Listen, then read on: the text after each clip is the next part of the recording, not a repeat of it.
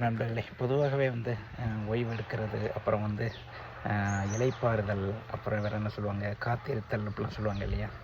அது மாதிரி அப்பப்போ நம்ம வந்து நம்மளே இது பண்ணிக்கணும். நான் அது மாதிரியான ஒரு கிராமத்தில் இருக்கக்கூடிய ஒரு அழகான மரத்துக்கு கீழே தான் ஓய்வு எடுத்துக்கிட்டு இருக்கேன். பார்த்தீங்களா அமைப்பை? ரொம்ப அழகான ஒரு மரம், அந்த மரத்துக்கு கீழே ஒரு அழகான கிராமம். அந்த கிராமத்தில் ஓய்வு எடுக்கிறதுனா எப்படி எடுக்கணும், காத்திருக்கணும்னா இந்த மாதிரி ஒரு இடத்த காத்திருக்கணும். பின்னாடி பாருங்க, பெரிய குளம் தெரியுதா? பெரிய குளம், ஒரு அருமையான இடம்.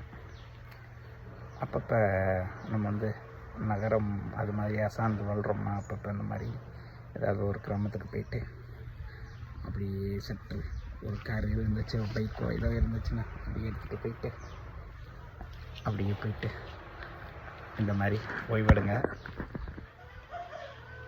அதுவும் தனியாக ஓய்வெடுத்தோம்னா இன்னுமே சிறப்பு.